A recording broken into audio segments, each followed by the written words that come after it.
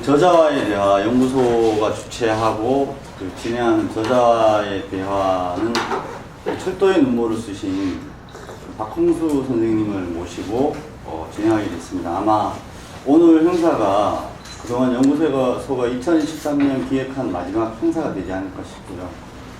여하튼 그 오늘 저자와의 대화를 참석자들의 힘찬 박수와 함께 진행하도록 하겠습니다. 오늘 진행을 맡은 저는 그 진보정의연구소 연구기획실장 박현아라고 합니다. 반갑습니다.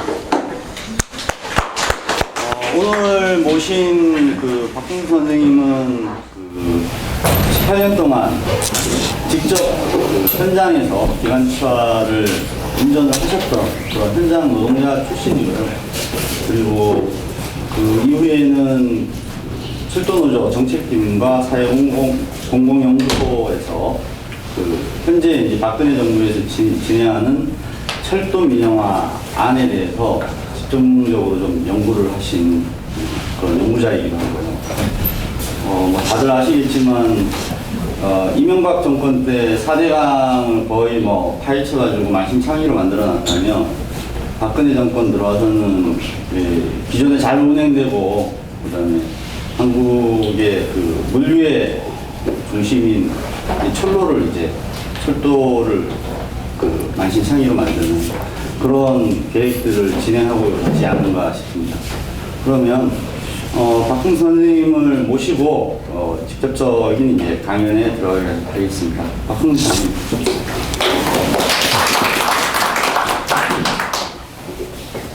제가 칠판 빌려드립니다.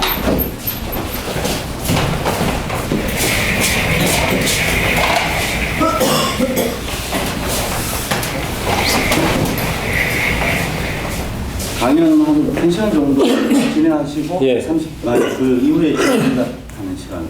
예. 선생님이라고 그러시는데요.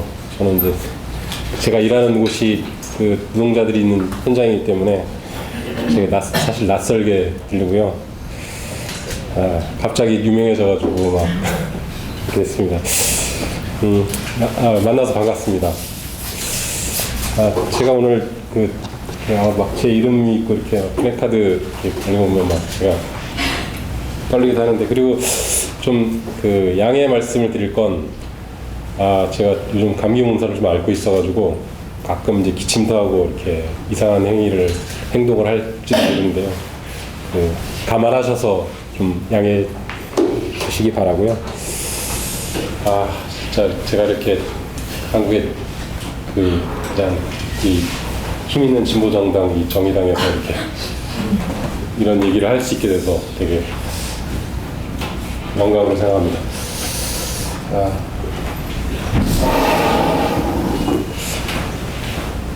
철도의 눈물인데요. 지금 철도가 눈물 흘리고 있죠. 그래서 제가 간단하게 한 시간 이내로 현재 진행되고 있는 문제들에 대한 기승전결에 대해서 설명을 드릴게요. 그리고 정부가 얘기하는 어떤 17조 적자, 되게 심각한 문제잖아요. 이런 문제들에 대해서 우리는 그러니까 그 이면의 진실이 무엇인가 굉장히 중요하거든요. 한국철도의 문제가 뭐냐면, 국토부의 얘기로는 독점입니다. 독점.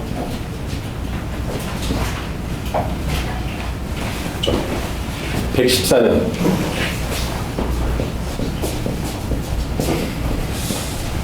독점인데, 이것 때문에 한국철도가 비효율을 겪고 있다고 얘기해요. 또 하나의 문제가 있어요. 공영체제. 공기업이기 때문에 비효율, 민간처럼 효율적인 운영을 하지 못하고 있는 이 시스템이 한국철도가 갖고 있는 여러 가지 문제점들을 함축하고 있는 두 중요한 문제라고 합니다. 그래서 이걸 해소하는 방법은 경쟁이고요. 이걸 해소하는 방법은 민간입니다. 또는 민영화. 그래서 정부가 얘기한 게 이걸 합쳐서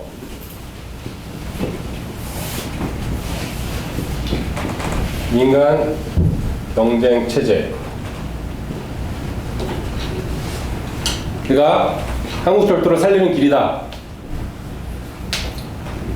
모든 게 다 여기서 시작하고 있거든요. 그래서 이 진단이 잘못됐다면 그러면 처방도 달리 나와야 된다는 거죠. 그래서 저는 주로 이 책이든 어디 가서든 이 지점부터 시작하죠.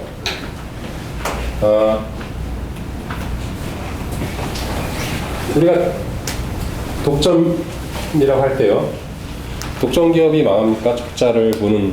예를 들면 독점이라고 하면 우리가 흔히 생각할 때 경쟁자가 없으니까 자기 마음대로 가격을 정하고 시장 가격보다 더 높은 이윤을 얻는 게 경작에 나오는 독점 기업이거든요. 근데 독점이기 때문에 적자를 봐요. 좀 이상하고요. 그리고 하여튼 이걸 보려면 한국철도 역사를 봐야 돼요. 역사. 우리가 114년 동안 한국철도가 독점의 열매를, 단열매를 쭉쭉 빨아먹으면서 방만하고 비효율적이기 때문에 지금 철도 적자가 쌓여 있는지. 한국철도가 이제 114년이니까 1899년 개통됐습니다. 제가 항상 문제를 내는데요. 그 상품이 있습니다. 1899년도에 그 최초로 개통된 경인선. 예, 이건 정답인데 이건 이제 상품이 걸린 게 아니고요. 지금 이 경인선의 최초 노선 구간이 어디랑 어디인지 아세요? 제목 그대로 읽을까요? 아쉽습니다. 인천하고 서울요. 인천하고 서울. 예, 경인선이니까 뭐 지금은 인천하고 서울역인데 최초 교통구간 아니고요. 제가 제 가방에 철도 이름을 2권 갖고 왔거든요. 양화진 제물도. 안타깝습니다. 그러니까 용산 근처인데요. 힌트를 드리자면. 네? 마포 제도. 지금 용산역 근처에 있는 역들을 생각해 보시면 되죠. 남영역에서 제도포. 근데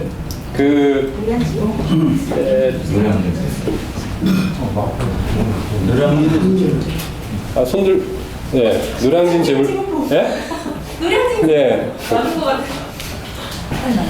노량진 제물포가 왜 노량진이냐면 한강이 있기 때문에 그 한강 다리를 놓기 전까지는 서울에 못 왔어요.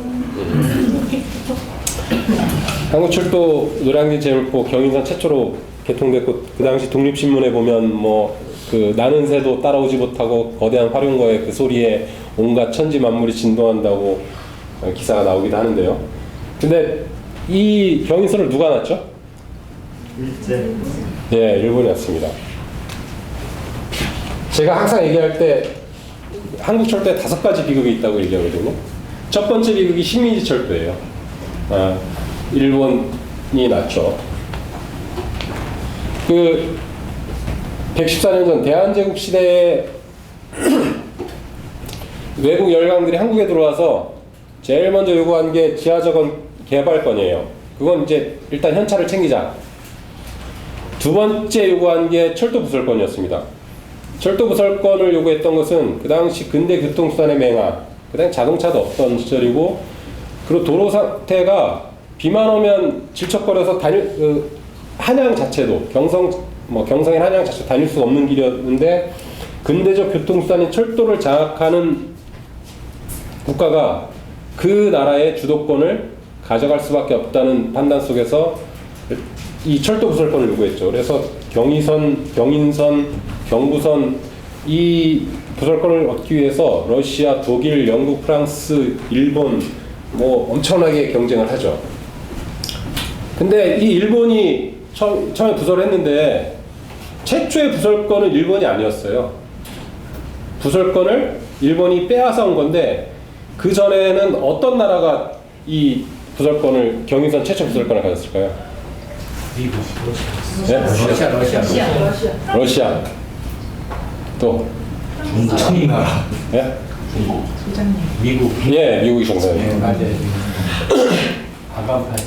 미국인 모스가 경인선 부설권을 따내는데 그래서 경인선 부설권을 따내고 건설에 들어가죠. 그래서 한국 최초의 철도 부설권에 대해서 이 대한제국 조정과 미국인 모스 사이에 계약서가 쓰여지고 그 계약서가 지금 한국철도 100년사의 사진적 같은 데 보면 커다랗게 한미 FTA 협정문처럼 이렇게 쭉 해가지고 써 있어요. 그래서 그 중에 한 당사자는 미국인 모스고 한 당사자가 있습니다. 여기 문제인데요. 그게 누군지 예, 정답입니다. 예. 그러니까 이완용이 나라를 팔아먹기 전에 철도부터 팔아먹었습니다. 예. 근데 한국 철도의 개설 과정을 부설 과정을 보면 일본은 굉장히 집요하게 한국 철도 부설권에 대해서 노리고 있었죠. 미국인 모스가 더 거슬러 올라가면 미국인 모스가 한국 철도 부설권을 얻기 전에 일본이 갖고 있었어요. 일본이 갖고 있었는데 을미사변으로 그 명성황후가 시해되고 사회적 여론이 나빠지고 의병이 일어나고 하다 보니까 댓글이 막 달리면서 일본 놈한테 철도 부설권을 넘기면 안 된다 해가지고 반납을 해 차도.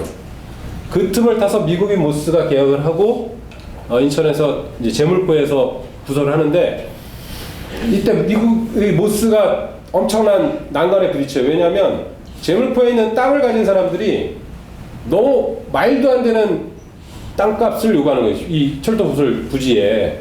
그래서 미국인 이 모스가 재정난에 빠져 도저히 건설을 할 수 없게 만드는 지경에 이르는데 그 과정에서 제물포에 그럼 땅 부자들이 누구냐? 다 일본 사람들이었어요. 그러니까 일본 사람들이 일본 육군성 또 일본 이 정부 이 요청을 받아서 미국인 모스가 지금 여기 철도 부설하려고 하는데 미국 놈이 여기 부설하면 우리 일본이 조설 먹는데 큰 장애가 일어나니까 너희들이 무조건 땅값을 높게 불러라 라고 명령을 내리죠.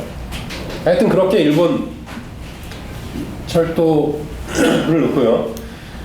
그리고 그 놓으면서 그 다음에 이제 경부선, 경의선이 만들어지고 러일 전쟁 뭐 이렇게. 그러니까 좀 이 역사를 따지고 가면 청일 전쟁 이런 것도 사실은 경인선하고도 굉장히 연관이 있어요. 1894년도에 청일 전쟁이 일어났죠. 그 갑오 농민 전쟁에 대한 이 진압을 하려고. 그때 일본군이 처음 상륙한 데가 제물포였고요. 청나라 군대는 공주에 있었고. 근데 이 일본군이 제물포에 상륙해서 쭉 걸어온 노선이 노량진 용산까지가 경인선 최초의 노선 그 자체였어요. 그리고 그 용산에 이제 주둔을 하는데 이 용산은 굉장히 그 중요한 역할을 하고 있는 곳이죠. 왜냐하면 한강이 있어서 여러 가지 보급품이 들어올 수 있었고 또 바로 조정, 경복궁이 코앞에 든 곳에 군사기지를 둠으로써 물리력으로 언제든지 제압할 수 있는. 그래서 이 자리가 지금의 미군 부대고요. 그래서 지금 이 용산 미군 기지 가보면 과거에 일본 헌병대의 여러 부속 건물들이 고스란히 또 남아 있기도 합니다. 하여튼 갑자기 얘가 이 얘기 몇 개를 썼는데 어쨌든 1945년까지 한국철도가 114년 중에 거의 46년 동안 식민철도로 자기 기능을 수행을 못했죠. 식민철도, 수탈의철도, 또 전쟁철도였죠. 그리고 이 건설 과정에서는 조선 백성들이 엄청난 고통을 당합니다. 그래서 사실 한국철도 전 노선의 선로 마디마다 침목 하나하나마다 우리 그 조선 백성들의 피와 땀이 그냥 다 묻혀있는 그런 노선, 비극적 노선이죠. 그리고 45년 해방되고 나서 바로 분단이 있고 50년 전쟁이 있죠. 한국전쟁 두 번째 비극입니다. 여러분들이 이제 그 우리가 과거 방공교육 받을 때 이 한국 전쟁에 대해서 너무나 많이 공부를 해가지고 이 전선이 낙동강까지 갔죠. 근데 그 당시 미군의 주요 전략 폭격 목표가 북한군의 보급선을 차단하는 거였고요. 그 보급선의 가장 중요한 그 목표물들은 다 철도역 노선들이었습니다. 그래서 그 당시에 뭐 국전에 뭐 미술전 이런 것도 보면 용산 공작창에 엿가락처럼 휘어진 선로, 부서진 증기관차 이런 것들이 있고 사진전들도 다 그런 거였죠. 철도가 완전히 괴멸적으로. 근데 이 전쟁이 53년까지 갔죠. 한국철도는 완전히 식민지철도의 비극에 이어서 전쟁으로 괴멸됐습니다. 뭐 독점, 방만 이럴 틈이 없었죠. 그래서 53년도에 미군들이 남기고 간 증기관차 몇 대로 겨우 다 무너진 걸 겨우 복구해서 이 진짜 우리 민족의 서민들을 싣고 날랐던 철도가 이 한국철도의 114년 역사를 딱 반으로 자른다면 반은 그런 비극의 역사였다. 세 번째 비극이 있죠, 또. 근데 이 전쟁 시기에, 그렇죠. 그러니까 그 해방되고 전쟁이 끝나고, 이제 인프라에 대한 사회적 욕구가 일어나요. 근데 이 당시에 그 한국의 경제 상황이 지금 일반 서민들도 지금의 이디오피아보다 못 살았어요. 이 하루 생활 이 비용이 훨씬 낮았죠. 그래서 특히 겨울 와서 쌀이 떨어지면 그 봄에 보리가 익을 때까지 그 먹을 게 없어서 우리 그 보릿고개라고 옛날에 불렀죠. 그러니까 죽으로 먹고 이런 시절에 거대 장치 산업인 이 철도에 돈을 쓸 수 있는 여건이 안 됐죠. 한국 사회 자체가 경제력이. 1960년대에 비로소 한국철도의 인프라가 확장됩니다. 확장되는데, 그리고 이게 이제 70년대 급속한 경제개발, 한강의 기적이 이루어지죠. 근데 여기서 세 번째 비극이 있는데, 이건 좀 시대적 상황에 따른 철도의 몰락이죠. 뭐냐면, 이때부터는 도로가, 세상은 다 도로로 열리는 세상이 됩니다. 그리고 이건 한국만의 문제가 아니라 미국, 일본, 독일, 프랑스, 영국 모든 나라, 철도를 갖고 있는 모든 나라들에게 공통적으로 다가온 문제였어요.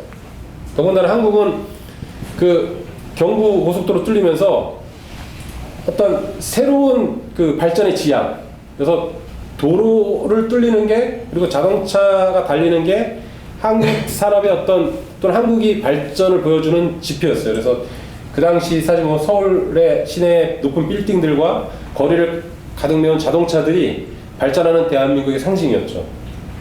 그러다 보니까 이때까지만 해도 철도의 수송 분담률이 꽤 높았어요. 근데 도로 위주로 가다 보니까 완전히 이제 이 철도 수송 분담이 몰락했고, 정부 입장에서는 이 애물단지 산업에 과연 재정을 투자하는 게 맞나, 이런 상황이 벌어진 거죠.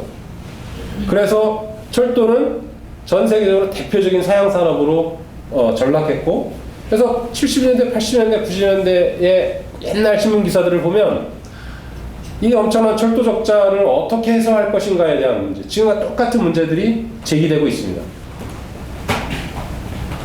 그러다가 1980년대 되면서 세계은행이라든지 IBRD 이런 데서 한국 경제에 대한 진단을 하는데, 한국이 이제 그 경공업에서 중공업으로 발전하고 또 다음 단계로의 경제 성장을 하려면 교통 인프라의 이 리모델링이 필요한데, 그 중에서 철도에 대한 이 공급 능력을 높이는 게 굉장히 중요하다라는 보고를 하고, 또 한국에서도 이 철도망에 대한 새로운 정비를 요청받게 됩니다. 근데 그런 게 있어요. 철도가 사양 산업이 됐다고 하는데 70년대도 그렇고 80년대도 그렇고 90년대도 그렇고, 그러면 사양 산업이 되면 철도가 이 승객이 없고 텅텅 비어 다녔냐? 그렇지 않아요. 옛날에 그 명절 때의 그 사진들을 보면 서울역에 표를 끊으려고 수많은 군중이 몰려들고 경찰들이 긴 대나무로 막 사람을 이렇게 앉히고 그랬거든요. 그리고 80년대, 90년대에도 주말에 표를 예약하려면 한 달 전에 예약을 하지 않으면 좌석을 구하기 힘들었어요. 그건 뭐냐면 수송 분담률은 적어졌지만 전체 교통수가 늘어났기 때문에 철도는 계속 공급 부족을 겪고 있었던 거죠. 그래서 대안으로 내온 게 가장 공급이 필요한, 그러니까 이용자의 요구가 많은 서울, 부산 간의 경부축에 대해서 새롭게 노선을 만들자. 그래서 경부선에 복고선을 놓자, 이런 대안이 나왔고, 또는 복고선을 놓을 바에는 그냥 고속선을 놓자, 이렇게 해서 경부고속철도가 기획된 겁니다. 그러니까 이 88년도에 노태우 대통령이 취임하면서 공약을 내세우는 게 경부고속철도 건설이었거든요. 그러면서 새로운 한국철도의 전기가 마련되는 시점이고 90년대 건설이 지속되면서 철도가 이제 조금씩 그 깨어나려는 그런 상황이 처하게 되죠. 근데 90년대 중반부터 끔찍한 전 세계의 새로운 패러다임을 내걸었던 게 한국에 전달되는데, 그게 바로 신자유주의죠. 무한경쟁, 작은 정부, 민영화. 이게 저는 한국철도의 네 번째 비극이라고 봅니다. 특히 1997년도에 특히 IMF가 터지면서 김대중 대통령에게 IMF가 요구한 건, 김대중 정부에게 요구한 건 공기업의 민영화, 구조조정, 이것을 하는 전제 조건으로 우리가 IMF 차관을 주겠다라고 하고 그걸 승인하면서 됐기 때문에 광범위한 공기업의 민영화가 시작되죠. 그리고 민영화는 새로운 과거의 이 어떤 고압적이고 아나무인식 이런 공기업들의 폐단, 또 방만한 기업 경영, 이런 것들을 극복할 수 있는 참신한 대안으로 생각되고, 그리고 추진됐는데, 문제는 이 네 번째 비극이 지금까지 관통되고 있는 문제점은 뭐냐면, 그때 이 민영화 세례를 받은 신자유주의 키드들이 이 중요 관료의 관직을 장악하고 핵심적인 정책들을 위반하는데, 그 사람들이 지금까지도 그것들을 이어오고 있다는 거죠.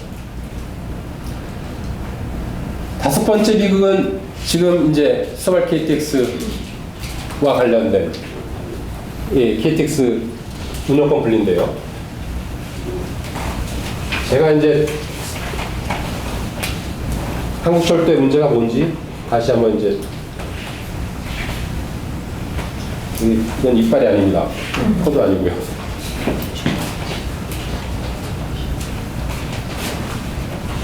여기 서울 있고요. 여기 부산 있습니다. 그리고 여기 목포, 광주. 그럼 여기 어디일까요? 네, 대전이죠.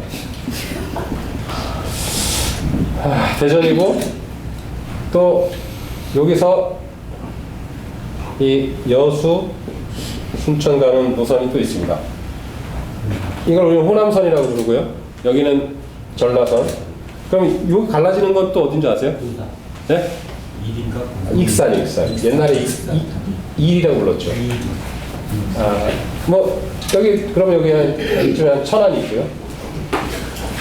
천안 있고, 이렇게 서해안 장항 돌아가지고 군산에서 익산. 제가 운행하는 노선 중에 요 노선이 있는데요. 그러니까 이렇게 해서 대전에서 익산에서 이렇게 해서 다시 서울로 오는, 그러니까 하루 당일치기 운행 코스가 있는데 되게 힘듭니다. 아침 새벽에 출근해가지고요. 익산 도착해서 점심 먹고 한 1시간 정도 자고요. 일어나가지고 다시 쭉 돌아오는데요. 굉장히 힘든. 근데 이 경부축에 수요가 몰리니까 여기 고속선을 놔요. 근데 이제 지금 서울 KTX가 어떤 문제냐면, 여기서 이제 이렇게 해서, 이거 고속선입니다. 이렇게 돌죠 지금은. 여기 울산, 경주 울산 해가지고요. 근데 여기다가 남서울역이라는 걸 만들어요.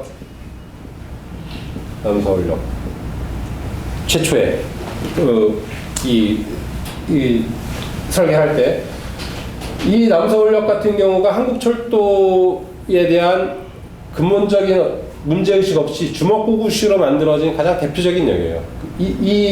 지금 이게 어떤 역이냐면 광명역이라고 부르죠. 광명역. 광명역 사람도 없는 두매산골에 역을 1,300억을 들여놓고요. 부대 시설 뭐 이런 것까지 하면 수천억이 들어갔어요. 그렇고 여기서 열차를 출발시켜서 고속선을 만든 거죠. 근데 이때 설계했던 사람들의 명분은 수도권 과밀화를 방지하고 인구 분산 이런 여러 가지 경제적 효과를 따지면 수많은 사회적 이익이 있기 때문에 남서울역을 KTX의 출발역으로 하겠다. 근데 근본적인 철학, 철도 산업에 대한 철학이 없는 게 철도는 제가 생각하기에는 세계에서 두 번째로 위대한 탈 것이라고 보여지는데요. 이제 1등은 자전거고. 근데 너무 좋은 교통수단이거든요. 뭐 국토 파괴라든지 에너지, 환경 이런 거에서 철도만큼 좋은 수단은 없어요. 근데 이 철도도 어떤 단점이 있냐면 도어투도어 서비스가 안 되는 거예요. 내가 현관문 열고 와서 문 열고 키를 돌리면 자동차를 이용할 수 있는데 아무리 좋은 철도라도 역에 가야만 되거든요. 근데 그렇게 이 철도의 효용을 높이기 위해선 철도역을 어디다 지어야겠습니까? 사람들이 가장 많이 모이는 곳, 그리고 교통이 가장 집중되는 곳. 유럽의 중앙역들 한번 가보세요. 어디 있는지. 근데 이런 외딴 두매산골에 해놓고 출발을 하려고 하니까 여기 사람이 안 오는 거죠. 그래서 다시 출발역을 서울역으로 만드는 겁니다. 근데 이랬더니 어떤 문제가 발생하냐면 한국철도의 용량 부족 문제를 해결하려고 고속선을 놨는데 보세요. 여기 고속철도도 올라오고 여기서 만나요. 여기 그냥 일반선 경부선으로 만나요. 목포 호남선도 여기서 만나요. 전라선도 다 여기서 만나요. 익산 장항선도 만나요. 화물열차도 만나요. 일반열차, 고속열차, 전국의 선들이 여기 다 만나는 거예요. 그러면 이 선로 용량 때문에 열차를 넣고 싶어도 못 넣는 거예요. 그러니까 여기는 널널하게 다닐 수 있지만 이 용량 때문에 못 놓으면 대안은 그럼 뭐냐, 이렇게 고속선을 놓으면 돼요. 근데 이게 힘든 게 뭐냐면 요 같이 만나는 데가 지금 어디냐면 광명역 나오면 금천구청, 옛날 시흥역이라고 부르는 금천구청역에서 모든 선로가 합쳐지거든요. 그리고 같은 선로를, 그러니까 아주 중요한 병목 지점이 여기 생긴 건데 여기서부터 이제 이걸 지하로 뚫어서 고속선을 넣을 것이냐 아니면 지상을 넣을 것이냐 이런 논쟁도 있었어요. 근데 서울시의 땅값이 엄청 비싸죠. 그래서 이 공사비가 이런 것뿐만 아니라 현재 운행되고 있는 노선에 어떤 고가도를 짓는다? 안전이나 여러 가지 문제에 굉장한 문제가 있는 거예요. 그래서 현실적으로 여기다 고속선을 놔서 용량 확보하는 건 힘드니까 여기 평택쯤에서 고속선을 빼가지고 여기 수서 여기서 출발하는 고속선을 놓으면 이 확보된 되게 넓은 고속선로의 용량을 충분히 이용할 수 있겠다. 그리고 그렇게 되면 한국철도공사가 갖고 있는 여러 가지 적자 이런 것들을 장기적으로는 더 줄일 수 있겠다. 그래서 코레일의 경영을 정상화할 수 있는 아주 중요한 장치로서 수서발, 그리고 한국철도가 갖고 있는 아주 고질적인 병목, 그러니까 수요는 있는데 공급이 따라주지 못하는 문제를 해결하는 장치로서 수서발 KTX가 계획된 거예요. 근데 이게 2007년도에 계획됐는데 이게 이제 2010년쯤 지나면서 어떤 내부적 고민이 있냐면, 고민이 발생하냐면 여기가 근데 돈이 되는 거죠. 돈이. 지금 한국철도가 한 28개 노선이 있습니다. 28개 노선이 있는데 그 중에서 유일하게 흑자를 보는 노선이 KTX 경부선 KT 노선 하나뿐이 없어요. 다른 경부선의 일반선 또 호남선, 전라선, 뭐 KTX 호남선 이런 거 다 적자예요. 그리고 그나마 흑자를 보고 있는 곳이 경인선 전철이에요. 흑자는 얼마 안 돼. 그래도 흑자는 보고 있어요. 근데 경인선 전철은 왜 흑자를 보냐면 여러분들이 아침에 경인선 한번 타보세요. 흑자를 알 수밖에 없어요. 그냥 유리차 안고 얼굴 짜부대가지고 다니니까 거기는 뭐 이 흑자를 볼 수밖에 없죠. 근데 어쨌든 주요 흑자가 여기서 벌어지고 있는데 작년에 이 KTX만 매출액이 1조 5천원이에요. 1조 5천원. 이 중에 흑자 수익은 비용을 빼면 5천원 흑자를 봤어요. 5천원. 엄청난 돈이죠. 그러면 수소가 개통되면 훨씬 더 많은 수익을 확보할 수 있고, 그래서 이제 원래 계획대로 한다면 지금 작년에 철도공사의 적자가 3,800억 정도 돼요. 이렇게 흑자를 보였는데 일반선의 적자들 때문에 3,800억 정도 되는데 그 전에 더 컸죠. 이런 것들이 계속 줄어오고 있는데 만약에 수서발 KTX 개통을 통해서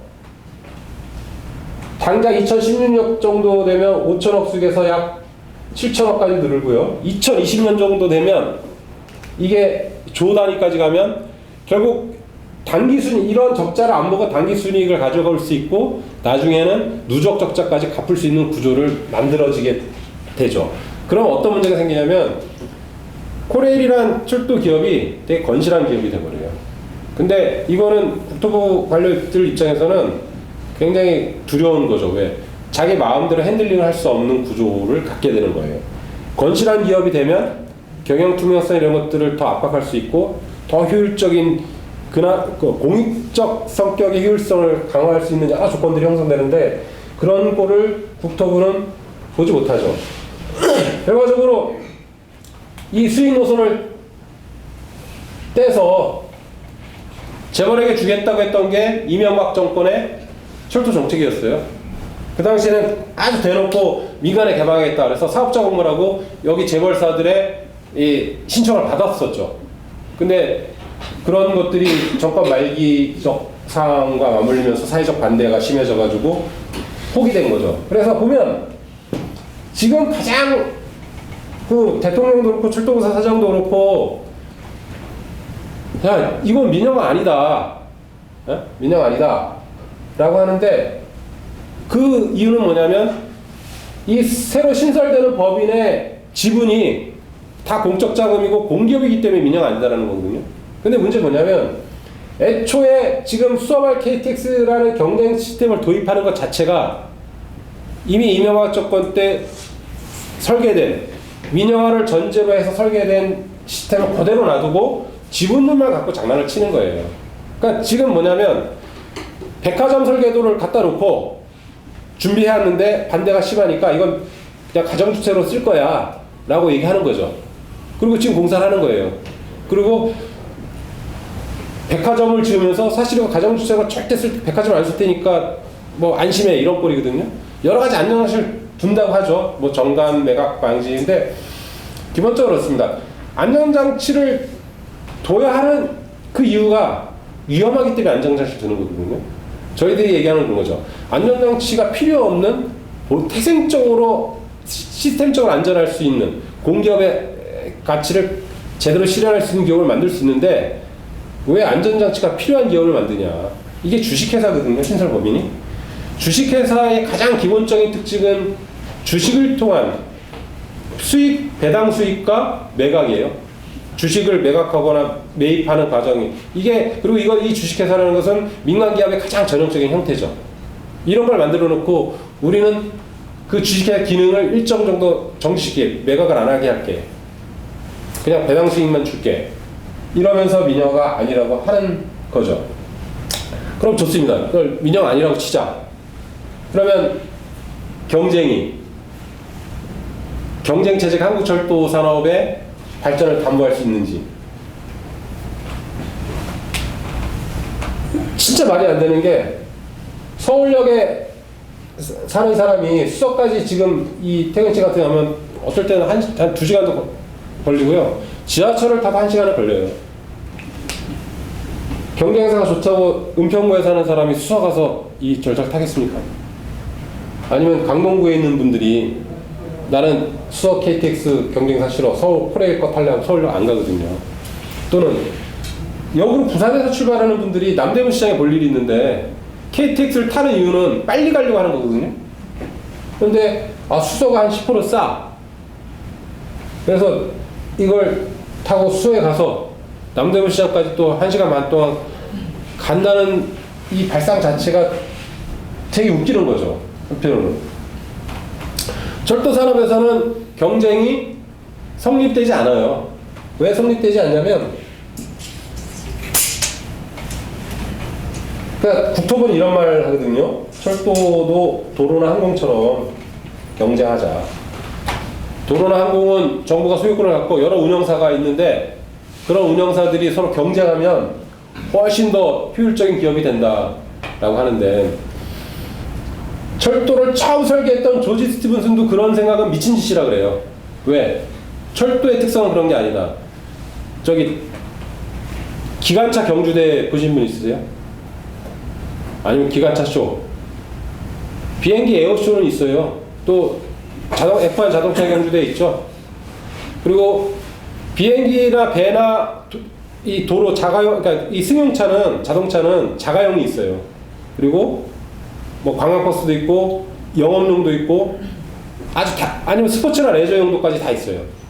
근데 기차는 전 세계 교통수단 중에 유일하게 여객과 화물수송이란 본래 목적 위에는 사용되지 할 수도 없고 사용하지 않아요. 삼성 이건희 회장이 자가용 비행기는 가질 수 있어도 자가용 기차는 죽어도 못 가져요. 뭐 대통령 전용 열차 있다고 하는데 대통령이 아무 때나 가서 그 열차 탈 수 있는 게 아니에요. 열차 시스템 속에서 그것이 사전에 기획되지 않으면 죽어도 못하는 게 열차의 특성이거든요. 시설과 운영이 통합되어 있기 때문에 여기서 경쟁이라는 건 허구의 개념이라요. 가능하지도 않고 존재할 수도 없다. 국토부는 서울 수발 경쟁의 예를 서울 도시철도 예를 들어요. 서울시 지하철에 서울 메트로랑 도시철도가 서로 경쟁하고 있다. 1, 2, 3, 4, 5선하고 5, 6, 7, 8호선하고 경쟁하고 있다고 보는 거예요. 그러면 5호선 천호역에서 저기 김포공항 가는 분이 나는 이 회사 싫어 경쟁사 탈래 하고 김포공항 안 가는 다른 철도를 탈 수 있나요? 수유일에서 오이도 가는 서울 메트로 경쟁하지 않아요? 특정적으로 자기 사업권을 갖고 있죠. 또는 지하철 지금 경인선에 코레일과 서울 메트로가 같이 운행하거든요. 똑같은 선로를. 제가 신도림에서 만약에 시청까지 급히 갈 일이 있는데 저거 서울 메트로 차네? 싫어. 난 코레일 직원인데. 이러고 안 타나요? 또는 역도 성립하나요? 오는 대로 타거든요. 이 열차들이 서로 경쟁하는 게 아니에요. 같은 노선을 같이 서로 다니더라도 수서발 KTX하고 코레일 열차하고 경쟁하지 않아요. 특정적으로 운행되는 거죠. 그러니까 국토부는 그런 얘기를 해요. 이 경쟁의 효율성 때문에 수발 KTX 요금을 10% 이상 인하할 수 있다. 그거는 경쟁 효율성이 아니라 독점 때문에 인하할 수 있는 거예요. 이 수익 노선만 운행하는, 독점적으로 운행하는데 코레일은 여기 적자선 다 운행하는데 여기는요, 제가 경영 하나도 몰라도 여기 사장 가면 흑자 무조건 낼 수 있어요. 진짜로. 근데 그건 경쟁 효율화가 아니라 독점에 따른 권리를 확보하는 거거든요. 애초에 경쟁이 뭔지도 모르고 철도 산업에 대한 이해가 없으니까 이런 현상이 벌어지는 거죠.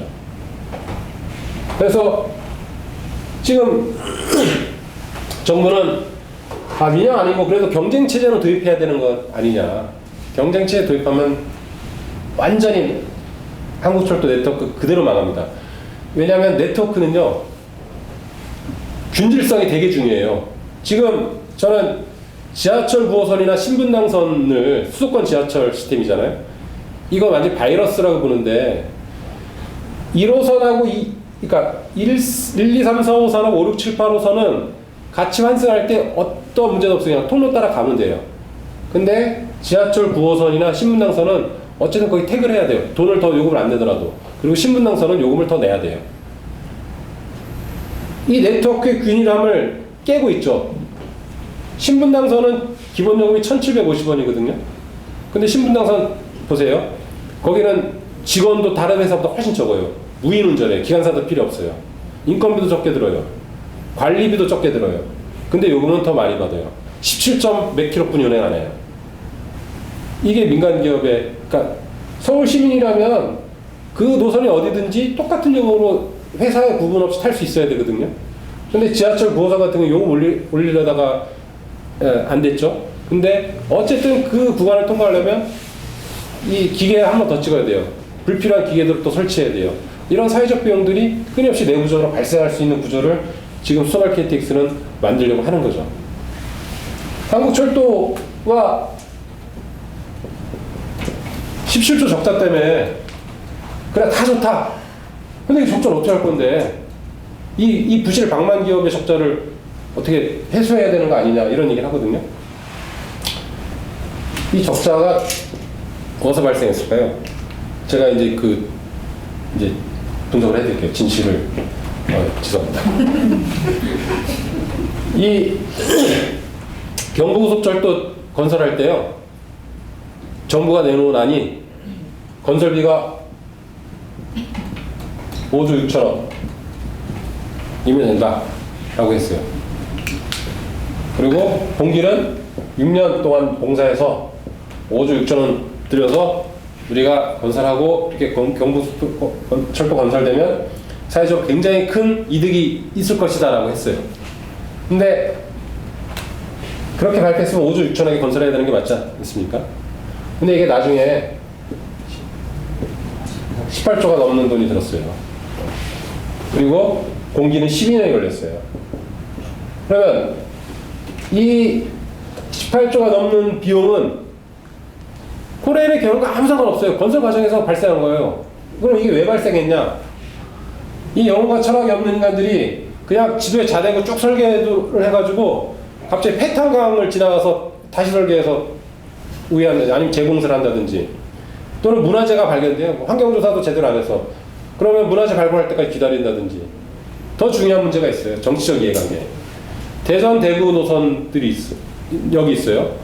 대전 역을 지상화했더니 동네가 양분돼서 이걸 지하에서 발전을 시켜야 된다 해가지고 지하 요구를 해요. 선거가 와요. 후보들마다 제가 목숨 걸고 여기 지하하겠습니다. 그래서 설계 변경을 해요. 그런데 선거가 끝나요. 근데 이 지하 건설비하고 지상 건설비하고는 천문학적으로 키로당 건설비가 차이가 나거든요. 도저히 국가재에서 안 돼. 해가지고 뭐 제가 열심히 국회 노력해봤으나 뭐 국가 재정도 어렵고 지금 경제도 어려우니까 지상으로 합시다. 해서 다시 또 설계 변경이 지상으로 돼요. 근데 문제는 이 12년이나 걸리다 보니까 선거가 또 오는 거예요. 그럼 또 다 후보들이 제가 목숨 걸고 당선되면 우리 대구역은 지하에서 균형 발전하겠습니다. 또 이러는 거예요. 대전역도 마찬가지고. 그러면 이 설계회사들은 좋죠. 또 변경을 해. 이거 설계 변경할 때마다 이러다 보니까 말도 안 되는 비용들이 급증하는 거죠. 이런 급증한 비용들의 4조 5천억 이게 코레일로 전가됐어요. 지금 국토부의 여행부 차관이라고 이 철도 민영화를 적극적으로 추진하고 있는 그 분이 뭘 했냐면 인천공항철도를 코레일에게 떠넘기는 그 과정을 주도했거든요. 근데 인천공항철도는 뭐냐면 한국철도를 망친 대표적인 기관이 두 군데가 있는데 하나는 정부기관이 국토부고요. 하나는 교통연구원이에요. 교통연구원은 한국철도만이 아니라 여러 도로 또 곳곳에 말도 안 되는 그 용역으로 수요 예측으로 그 세금 국민 혈세를 엄청나게 파탄낸 주범이죠. 저는 이 철거 용역들보다요 이런 박사해서 교통용 이런 용역들이 훨씬 더 질이 나쁘다고 봐요. 나쁜 놈들이에요. 철거 용역들은 그 깡패들이 철거민들만 작살내지만 이 교통연구원은 전 국민을 작살내고 있어요. 그들이 얘기하는 그 전문적 지식 이런 걸 동원해서. 근데 교통연구원과 국토부가 최초의 민간 철도 인천공항 철도를 해서 경쟁 체제 도입을 해서 정말 효율적인 철도를 만들겠다 했거든요. 근데 망했어요. 엄청난 세금이 들어가고 감당할 수 없어서 거기에 참여했던 민간사들은 매각대금을 챙겨서 먹튀해서 달아났고요. 그 비용 1조 2천억을 코레일이 떠안았어요. 1조 2천억. 2천억.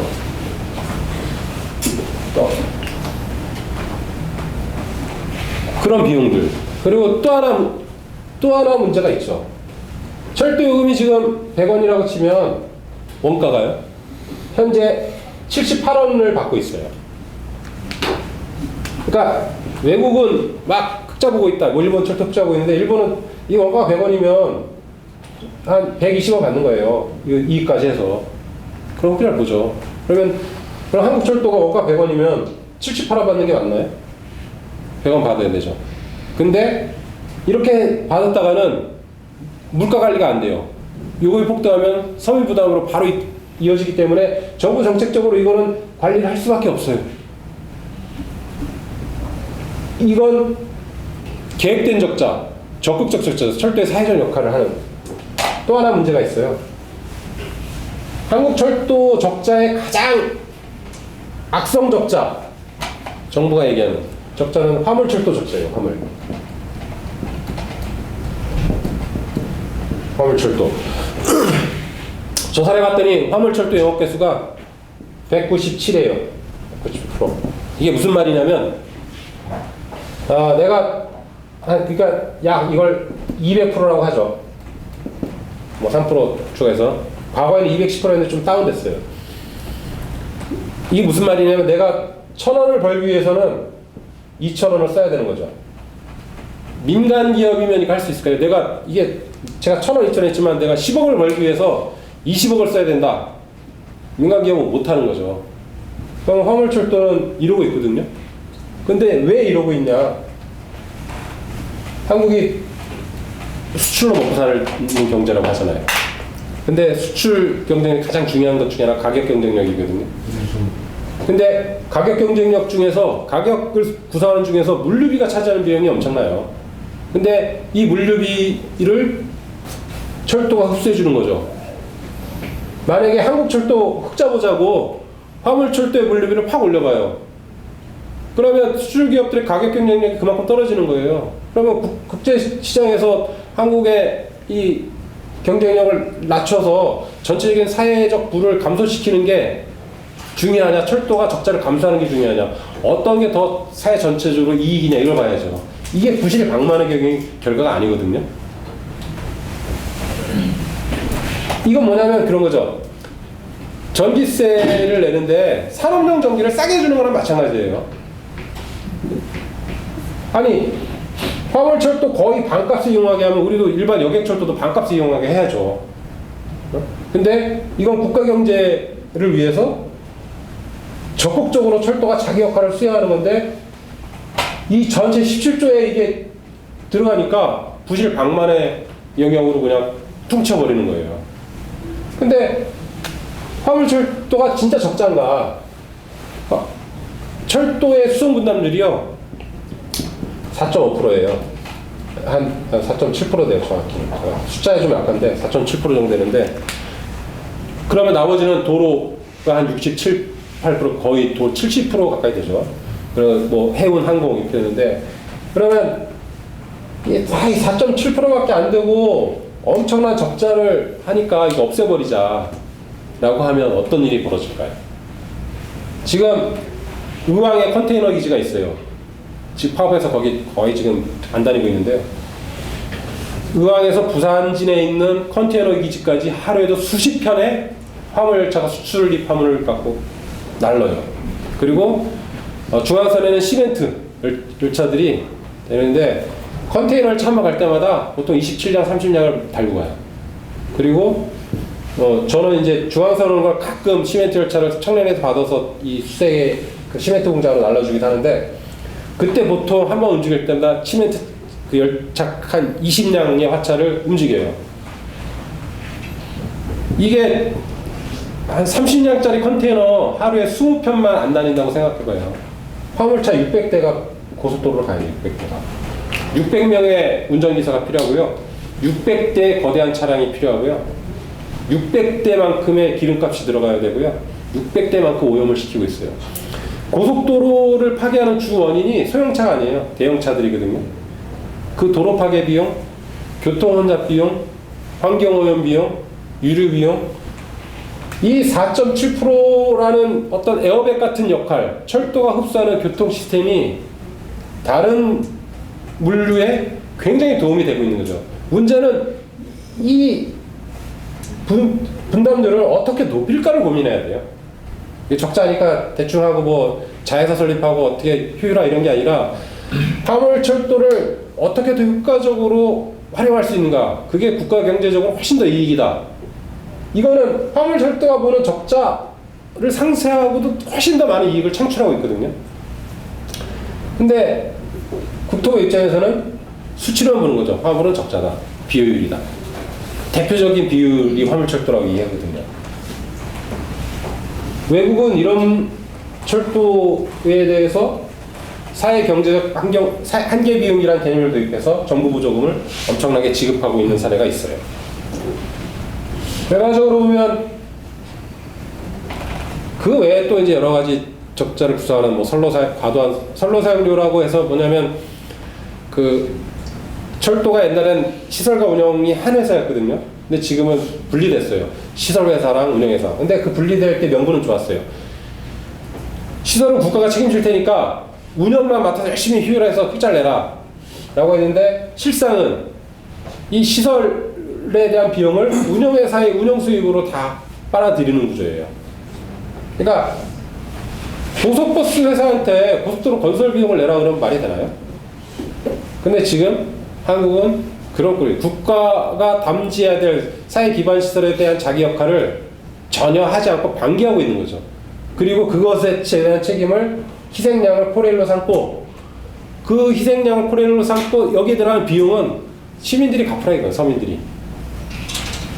그게 지금 현재 한국철도와 둘러싼 서벌키에틱스 민영화 문제가 둘러싼 것들이 다 엮여 있는 문제들이죠.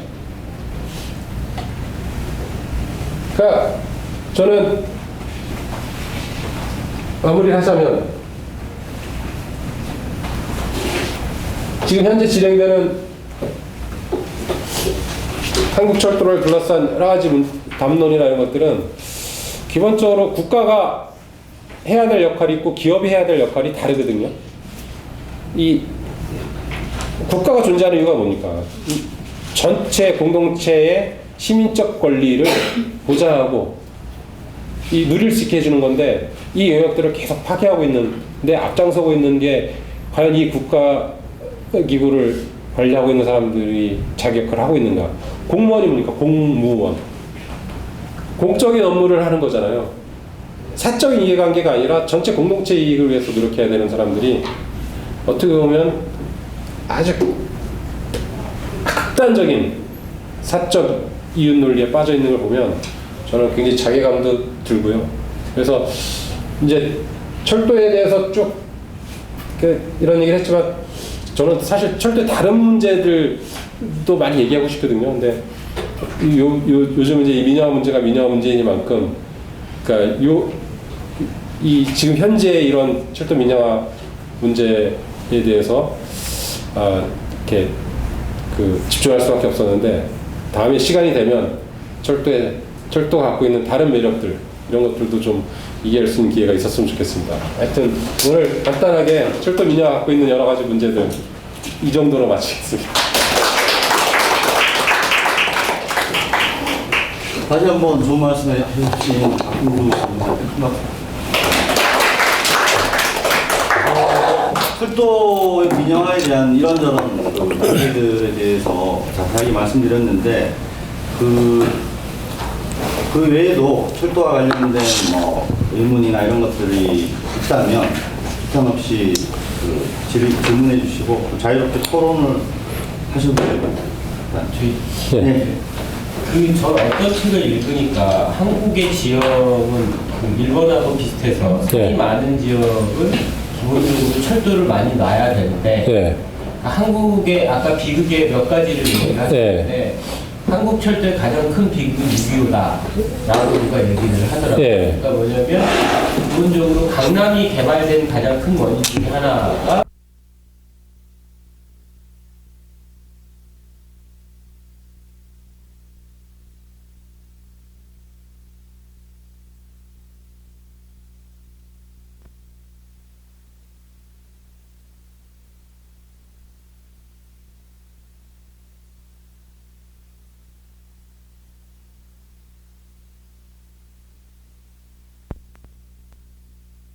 그 남북이 이렇게 분단돼 있다라고 하는 것은 굉장히 그 예를 들어서 철도에게도 분단의 고통이 숨어 있다 뭐 이런 얘기를 네.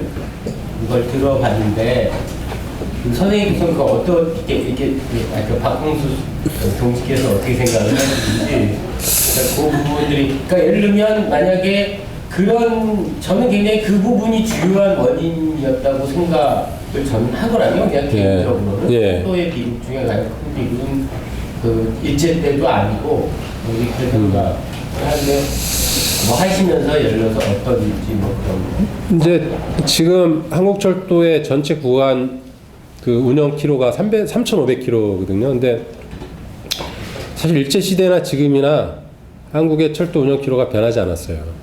최근에 고속선이 넘어서 조금 늘어났음에도 불구하고 기존에 있던 선로들이 뭐 폐선된 이런 노선까지 서로 하면 안 늘은 건데 그것은 한국철도가 거의 반세기 동안 어떤 투자도 노선에 대한 확장도 못하고 이렇게 투자 순위에 밀려 있었다는 거죠. 그러니까 이 과정에서는 이제 뭐 그 한국 전쟁 때 워낙 심하게 파괴돼서 그것을 임시적으로 복구하는 데만 해도 엄청난 비용이 들었던 또 한계도 있고요. 근데 한국 사회가 이 전쟁의 참화를 복구하고 60년대에서 70년대 이후에 새롭게 경제 발전을 하는 과정에서라도 철도에 대한 좀 투자가 진행이 됐으면 그나마 나아질 수 있는 조건이 있었는데 그때는 철도는 아예 그때는 철도가 국영기업이었거든요. 그러니까 공무원 체제였고요. 그래서 가장 천대받는 공무원 조직이었죠. 그 당시에는. 그래서 철도는 계속 그 외진, 그늘진 곳에 있었던 건데 전반적으로 그 전쟁이 준 충격이 80년대까지 계속 영향을 줬던 거는 사실인 것 같습니다.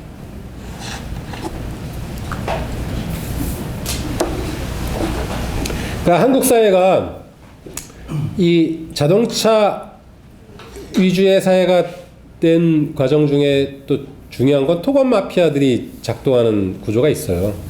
우리 그 교과서에 보면 한국의 도로 포장률이 거의 뭐 세계 수준이고 막 이게 자랑하고 저는 그게 이제 옛날에 어렸을 때는 우리나라 되게 발전하고 있구나.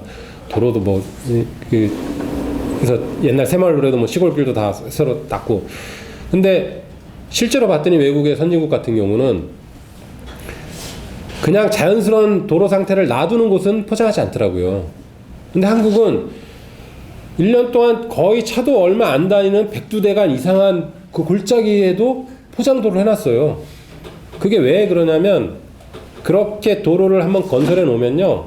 지역 그 토호들과 건설 마피아들이 항구적으로 국민 세금으로 이 자기의 이권을 챙길 수가 있어요. 건설할 때 건설비 들죠? 그럼 건설만 드는 게 아니에요. 나중에 매년 유지복구를 해야 돼요. 유지보수. 유지보수 비용도 다 따오는데 그 유지보수에 대응하는 시스템들이 그 지방의 토호들과 건설회사의 짝짝꿍 속에서 이루어지는데 결국 이런 문제 때문에 도로는 계속 확장되면 확장될수록 예산은 다 그쪽으로 가는 거죠. 이게 선행지수형 투자라고요. 한번 도로에 예산이 들어가면 그 다음부터는 계속 눈덩이처럼 불어날 수밖에 없는 게 이 도로를 건설했습니다. 건설하고 그 다음에 뭐 홍수가 나면 또 이걸 복구해야죠.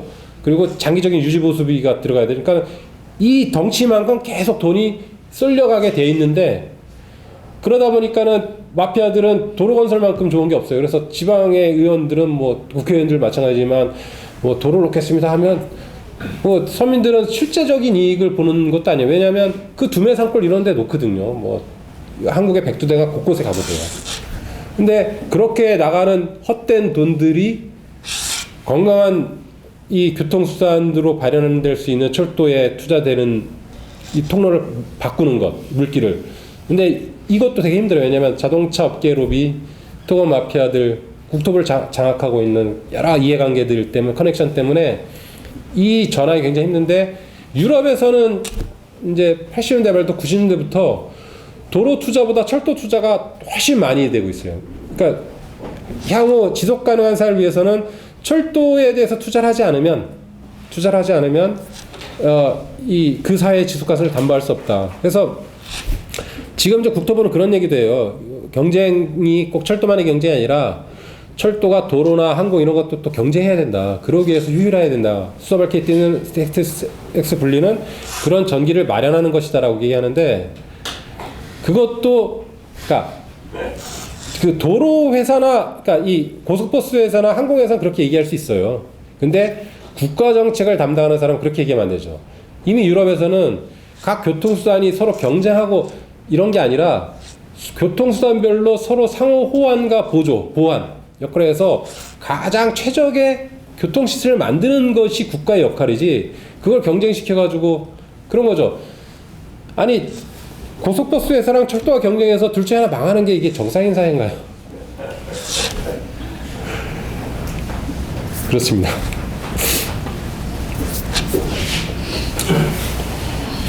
저희 당에서 만든 철도의 눈물 예, 영상 보셨나요? 예, 맞습니다. 구마철 부장의 영상 어떠셨는지. 되게 영상도 되게 좋았고요. 그리고 그 나레이션에 차용된 글도 되게 좋았고요. 우리가 꼭 그걸로 했으면 좋겠다고.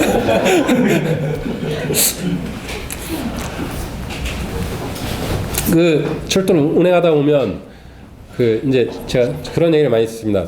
그 맨날 같은 데 다니는데 지루하지 않냐. 근데 이건 진짜 뭐 솔직히 얘기하는데요.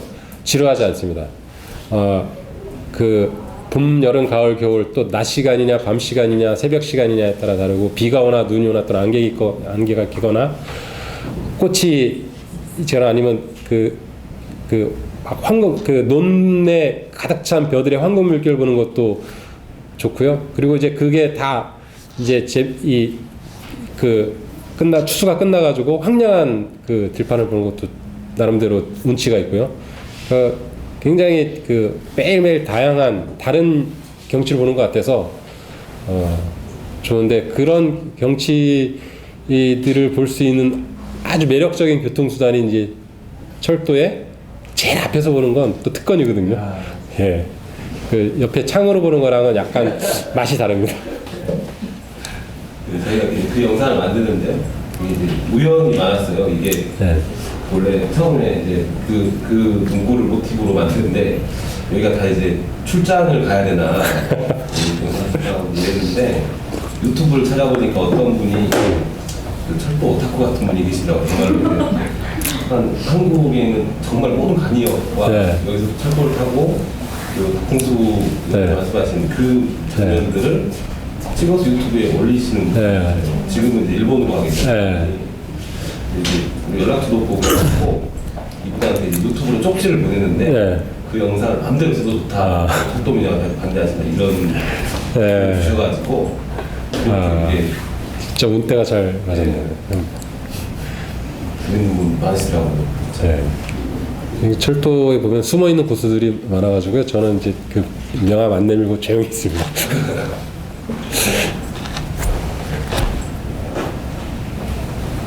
그 자동차는 뭐 이렇게 차종에 따라서 예. 그 작동 방법이 다른 게 아니잖아요. 그냥 예. 원리나 이런 건 다 똑같은데 예. 그 우리나라 같은 경우에는 뭐그 기관차의 종류에 따라서 예. 작동법이나 이런 게 혹시 다를 수 있어요?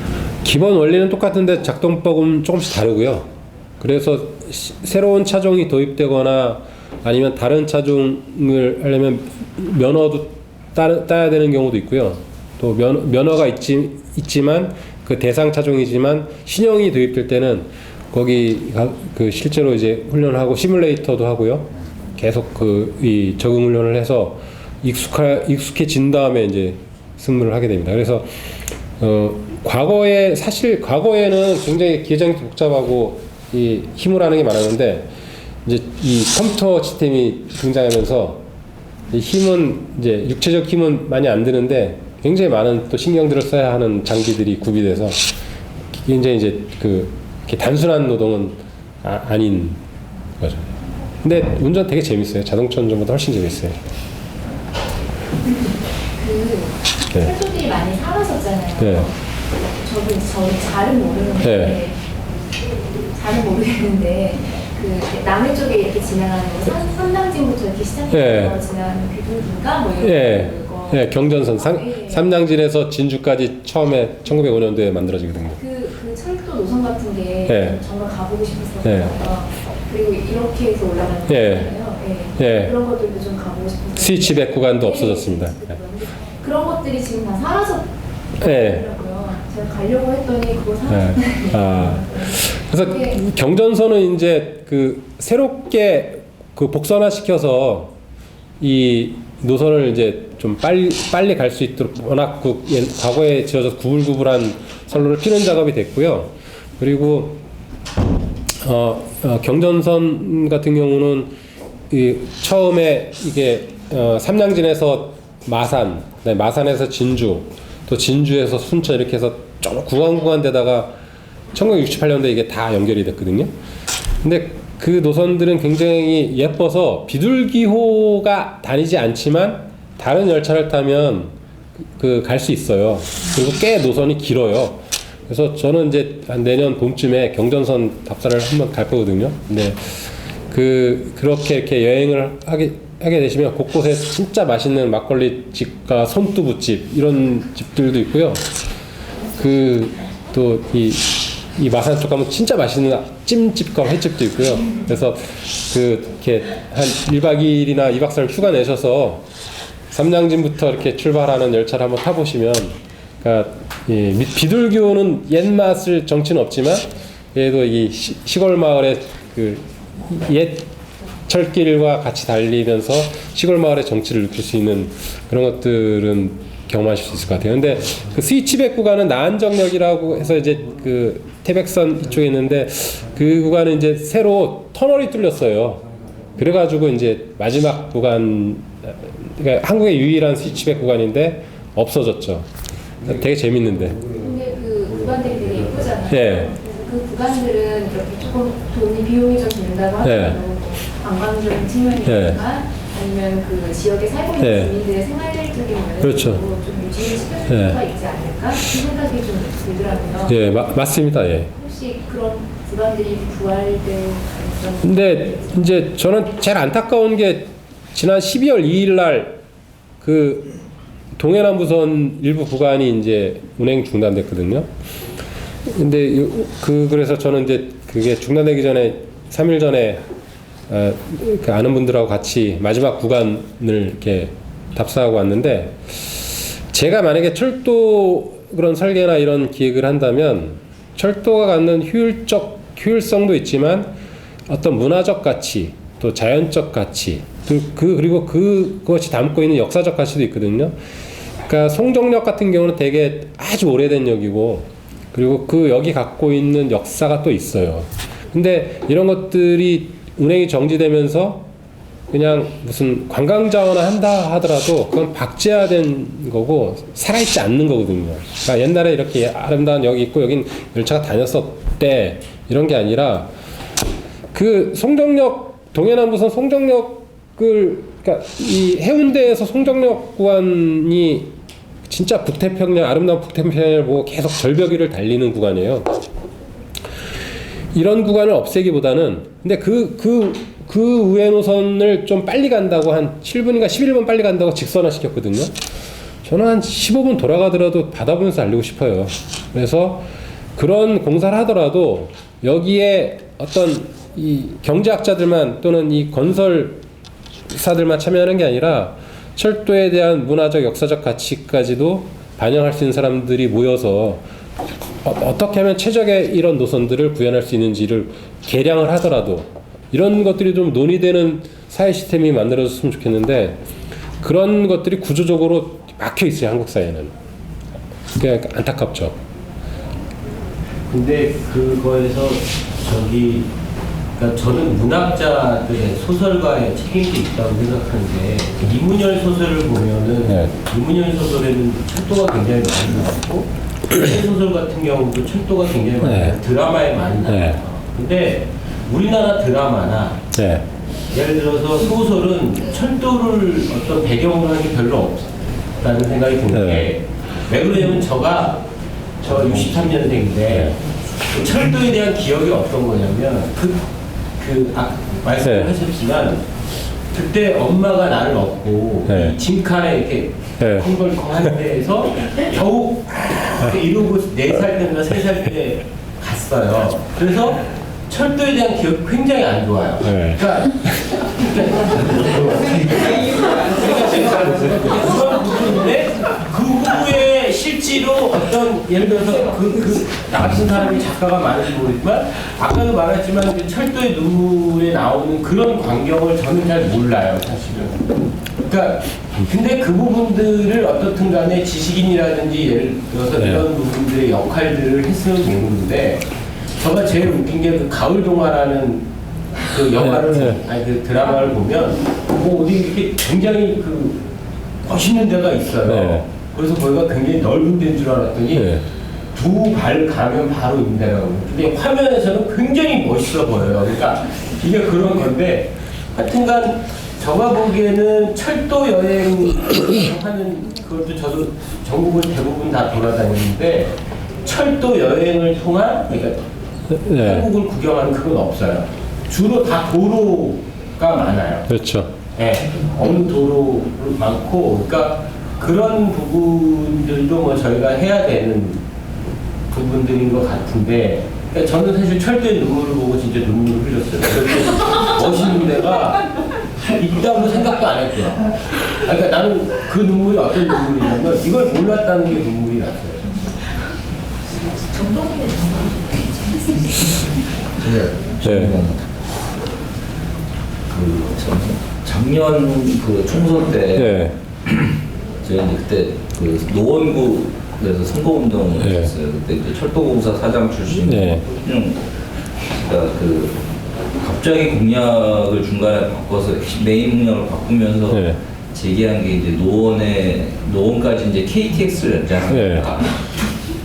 그래서 그때 토론회 때 노회원이 KTX가 무슨 코리아 택시의 준말이라는 이제 하시다가 저희 그것 때문에 제가 이제 철도노조 쪽에 전화해서 이게 전화 받으면서 그 내용 네. 대충 말도 안 되는 얘기다라고 하는 네. 그 얘기를 좀 기억이 나는데 네. 갑자기 지금 그게 생각나요. 구체적으로 그게 어떻게 가능한 일이지 아니면은 왜 가능하지 않은지 약간 기술적인 거랑 뭐 이렇게 좀 설명을 해주실 수 있겠어요? 그때는 그 제가 들은 거는 지하철과 그 KTX가 이제 예를 들면 서울역에서 거기까지 연장한다거나 이런 게 노선상의 문제도 있지만 역사 자체가 다르고 뭐 역의 어떤 그 기차와 지하철 높이 차이도 있고 뭐 이러저러한 이제 얘기를 했는데 그때 그런 반론을 했더니 뭐 GTX 선이랑 뭐 호환이 가능하다 뭐 이런 얘기도 반론도 하고 뭐 그랬었는데. 그러니까 워딩 그러니까 그 허준영 이라는 사람이 얘기한 그 문자 그대로 한다면 서울역까지 오는 KTX를 노원까지 연장하겠다는 거거든요. 그 방법은 지하철이나 GTX 그리고 GTX 같은 경우도 이제 말이 안 되고요. 그 새로 놔야 돼요. 그 지하철 근데 예를 들면 이제 노원역에서 해서 어떤 그 강원도 철원이라든지 아니면 속초 이쪽으로 어떤 노선이 생긴다면 노원역을 기점으로 어떤 역을 만들 수도 있다고 해요. 왜냐하면 그 뭐 파리도 북역이 있고 남역이 있고 이런 식으로 해서 각 그 이 지역으로 떠나는 어떤 기점 역할을 분산해서 수행하거든요. 너무 한 곳으로 몰리면 굉장히 큰 혼잡이 또 벌어지니까. 근데 기존의 경부선을 노원까지 끌어온다는 건 이제 이 사람이 철도 사장을 지냈을 때 얼마나 말도 안 되는 일이 벌어졌을 거라는 걸 역으로 증명하는 거라고 봐요. 그런 경험을 하긴 했는데 혹시 이제 그런 걸 좀 구체적으로 아예 그리고 이건 지하로 놔야 되거든요. 서울의 지하로 그 이 도심을 KTX를 연장한다. 그런 것보다 지금 엄청나게 막 그 고통스럽잖아요. 4호선 특히 퇴근 시간에 동대문 운동장에 동대문 역사문화공원에서 수유리 쪽으로 가는 열차를 보면 아 무슨 그 이 말도 안 되는 그 비인간적인 닭장차 이런 것을 보는 느낌인데 그런 지하철 노선을 하나 더 까는 게 훨씬 더 서울역까지 그 효율적이지. 그 KTX를 깔면 서울역에서 노원까지 가야 될 거 아닙니까? KTX인데 뭐 역마다 쓸 수는 없는 거 아니에요. 간정거장 가기 위해서 그걸 부른다는 게. 지난번에 그 이철 사장이 네. 교수의 후원금을 네. 기사관계 같은데 네. 어떻게 된 거예요? 아 이철 사장이 저희 철도 노조의 한 선배한테 전화를 해서 뭐 도울 수 있는 방법 없겠냐. 그래서 굉장히 열심히 노력하는데 지금 이런 그 정부 정책은 맞지 않는 것 같다. 그래서 그분이 이제 철도 후원 계좌가 있는데 지금 모르니까 알아다 주겠다 했더니 이제 일단 당신 계좌로 넣어줄 테니까 후원 계좌를 이체시켜라 뭐 이래서 그러면서 이 어떤 약간의 글과 함께 후원금을 줬다고 하더라고요. 근데 그 부분에 대해서는 이제 그 기꺼이 뭐 받은 부분이 있지만 또 한 측면으로는 이제 그 애증이 있거든요. 과거에 그 KTX 여승무원 투쟁 때 너무 완강하게 했던 그 반대했던 문제들도 있고 해서 애증이 있지만 지금 이제 철도노조 입장에서는 그래도 그렇게 입장을 발표해 주는 게 뭐 나쁜 건 아니니까 이제 그렇게 뭐 기꺼이 뭐 그럴 수 있다고 생각을 하고 있습니다. 지금 프레이 사장님 여성분이시잖아요. 네. 그 제가 보기에는 경력이나 이런 거 보면은 네. 말씀하시는 내용을 다 잘 알고 계실 것 같은데 왜 네. 찬성을 할까요? 인용할. 저는 그분의 이제 그 안에 들어가서 심정이 어떤지 모르겠는데, 기본적으로 저는 어떤 공기업, 그러니까 한국 사회에서 공기업을 경영하겠다라고 하는 분들은 그 자리가 나의 마지막 자리다라고 생각하는 분들이 왔으면 좋겠어요. 그러니까 이걸 발판으로 해서 내가 뭘 하겠다, 어떤 여러 가지 스펙 중에 한 줄이 되는 게 아니라, 만약에 이제 그럴 일 없지만 제가 철도공사 사장이면 여기에 내 모든 열정을 넣고 내 청춘을 내 노년을 바치고 한국철도의 어떤 주춧돌이 되겠다.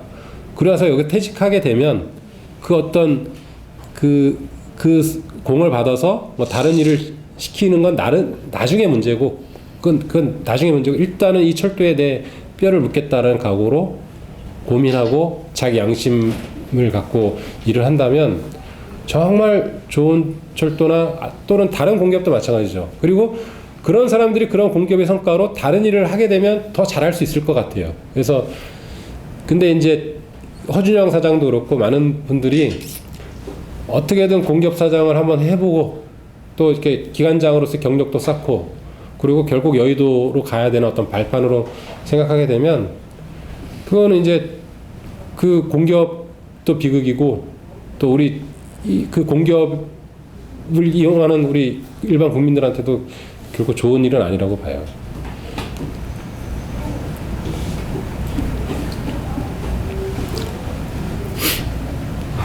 다른 질문인데 네. 거기서 이렇게 운전하시는 일을 하시는 네. 그러면은 그런 일을 하려면 한국교통대를 다 나와야 되는 거예요? 그러니까 한국 옛날에는 한국철도대학이었죠. 한국교통대를 나오면 그 철도에서 많은 일을 할 수 있는데 저는 한국교통대를 나오지 않았고요. 그 일반 대학을 이제 했고 그냥 그리고 전공도 저는 그런 기술계통 이런 게 아니고 사학과 나왔어요. 예.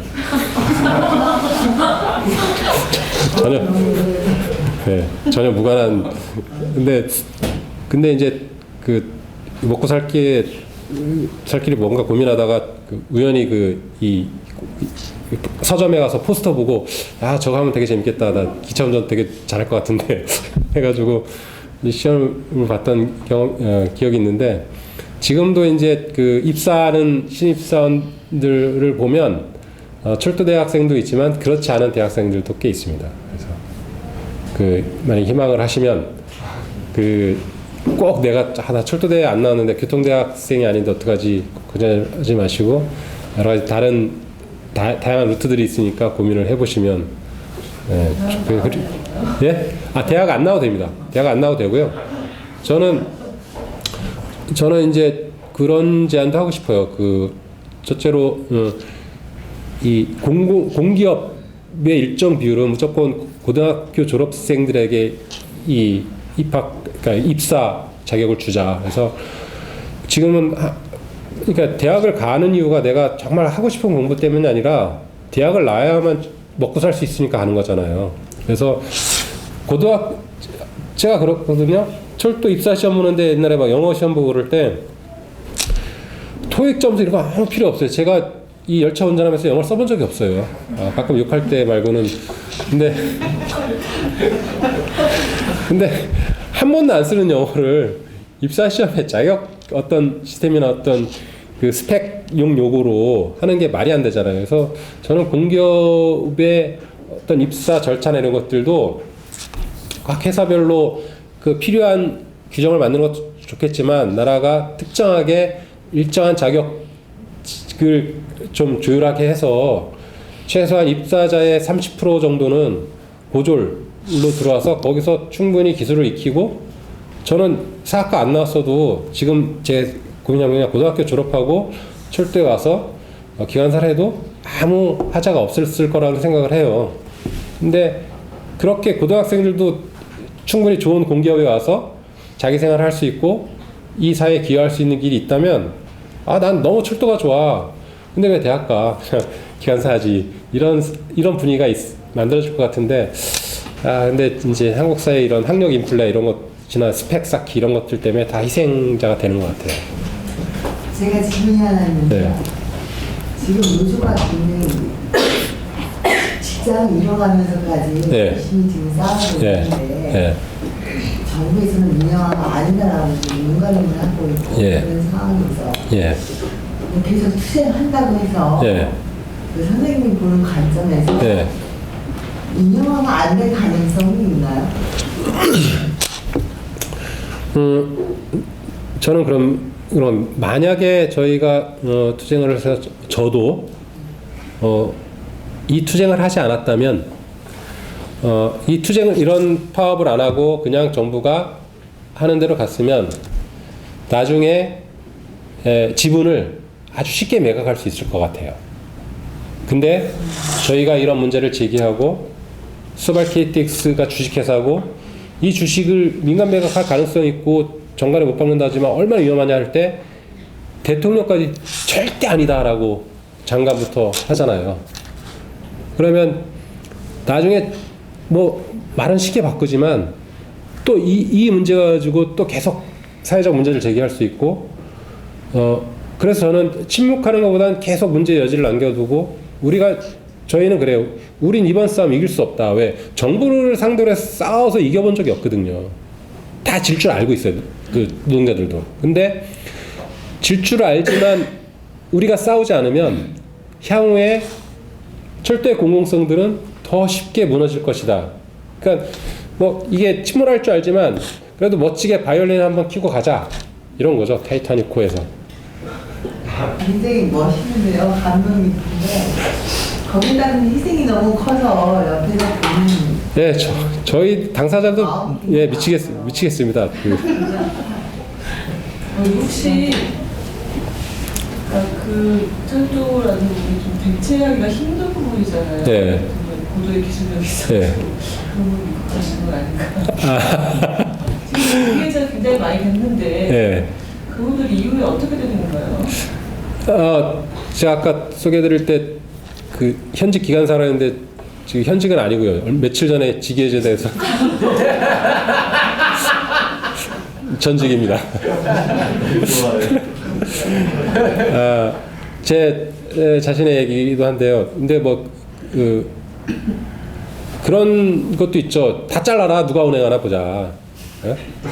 그러니까 이게 하루아침에 이게 운행할 수 있는 게 아니거든요. 근데 그런 것보다는 두려움이 있죠. 두려움이 있고, 그리고 사실 이렇게 모여서 막 술도 한잔하면서 아무렇지도 않은 것처럼 얘기하지만 정말 다 돌아서면 이제 당장 이제 문호동 무임금의 월급도 이제 삭감될 거고, 이후에 여러 고통스러운 일들이 있어요. 징계위에 출두해야 되고, 거기서 이제 여러 가지 또 진술도 해야 되고, 또 안 되면 형사고발까지 당하거나 또 손해배상까지 다 감당을 해야 되는 그런 두려움이 있는데, 그런 두려움이 있음에도 불구하고 또 싸울 수 있는 게 인간인 것 같아요.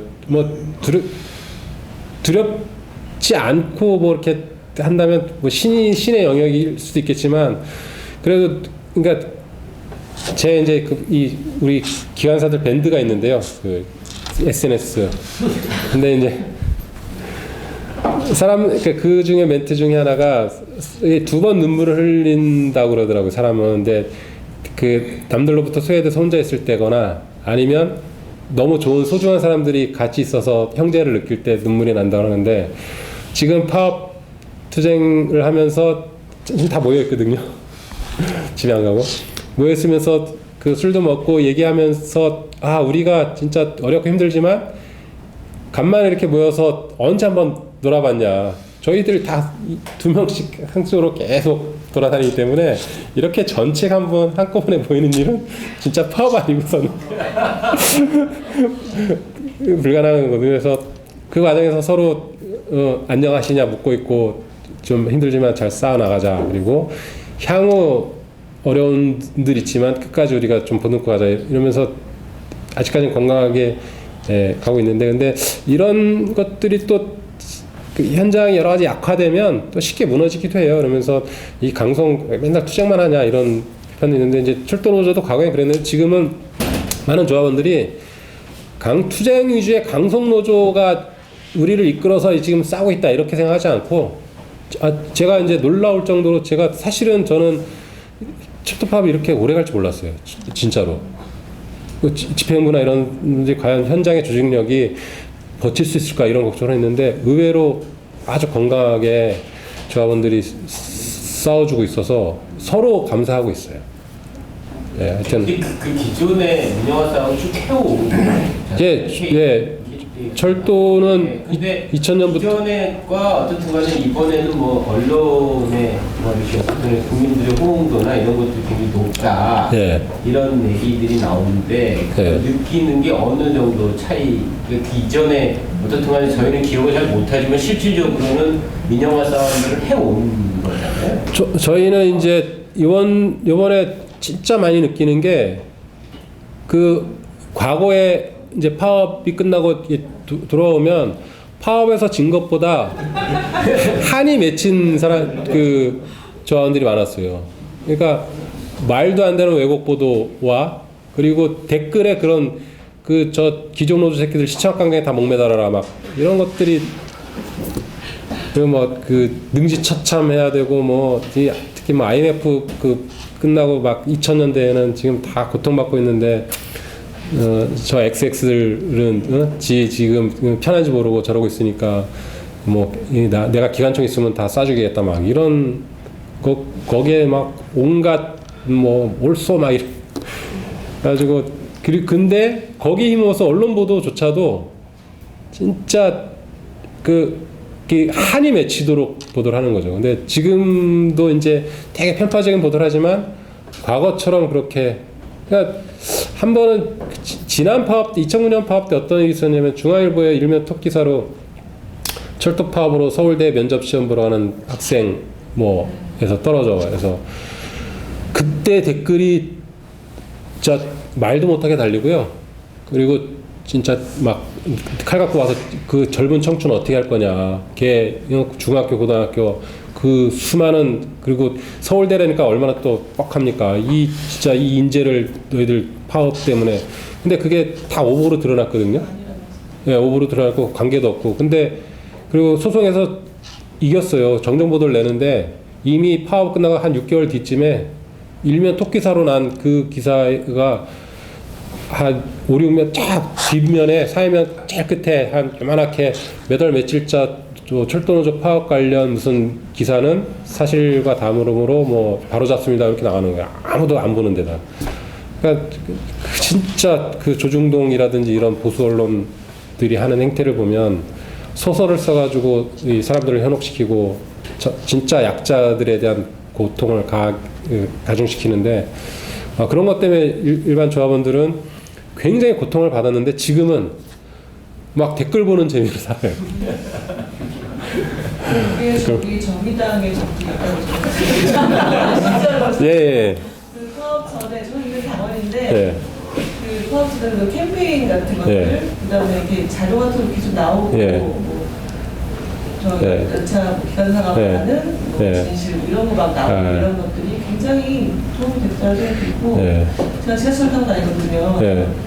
근데 파업한 이후에 사실 약간 불편해요. 예. 지하철에 시간이 잘 예. 걸리는 부분도 있고 이 문을 못 마시죠 예. 분들이 왔다 갔다 하고 방송에는 나와요. 뭐 불편하다고 죄송하다는데 제가 예전에 기억하기에는 굉장히 그 노조를 막 비판하는 예. 방송들이 나왔던 것 같은데 예. 요즘은 그렇지 않더라고요. 예. 그래서 좀 이렇게 기존하는 분들이 좀 달라진 것이 있나. 예. 저는 그 뭐 정의당 여러분 그러니까 우리 박원석 의원님도 굉장히 KTX 문제에 잘 아시고 많이 도움을 주시고 또 도와주셔서 저는 정의당 분들한테 진짜 엎드려서 한 천배라도 하고 싶은 마음이 있고요. 너무 고마워서요. 대신 당원가에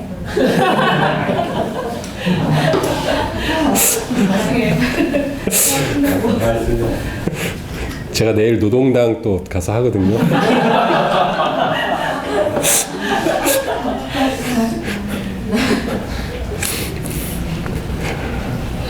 그 복수 당적을 이렇게 충분 안 하실 겁니다.